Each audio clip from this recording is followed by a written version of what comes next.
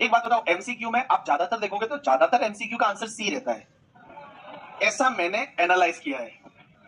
आप अगर कोई भी रैंडम बेसिस पे 5000 एमसीक्यू ले लो और आप 5000 एमसीक्यू के आंसर देख लो, सी आंसर रहने के चांस ज्यादा है। क्यों ऐसा? क्योंकि एग्जामिनर जब कोई एमसीक्यू बनाता है तो वो देखता है कि पहले आंसर तो पहले ही ए में तो सही नहीं देगा, वो वहां तो दिमाग लगाने के लिए बोलेगा, फिर दूसरे में भी वो सोचेगा मैं सही नहीं दूं, फिर उसको लगेगा तीसरे में सही दे देता हूं, चौथे में बोलेगा, बाद में थक जाता है, बोला कुछ भी दे दो करके, ठीक है।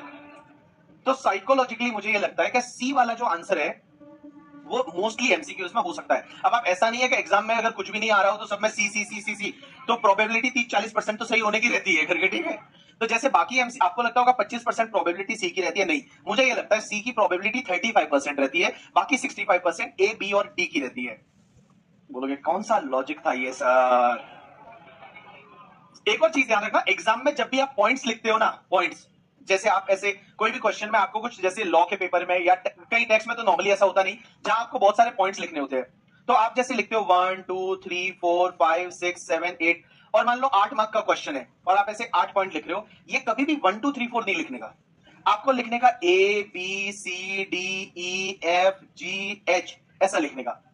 इससे फायदा क्या होता है कि जैसे मान लो 8 मार्क का क्वेश्चन है और आपने 7 पॉइंट लिखे हैं, तो आपको एग्जामिनर कितने मार्क्स देगा? 7 मार्क्स देगा। हाँ, क्योंकि उसको दिख रहा है आपने 7 पॉइंट लिखे हैं।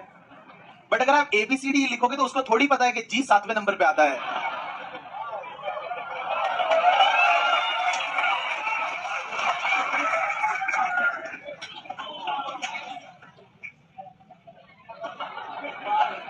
तो हो सकता है आपको 8 मार्क्स मिल जाए 8 में से।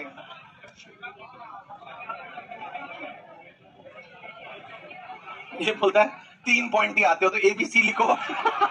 एग्जामिनर को पता चल ही जाएगा, देखते 3 ही लिखे हैं तुमने, ठीक है। अब 3 ही आ रहे हैं तो भाई कुछ नहीं हो सकता।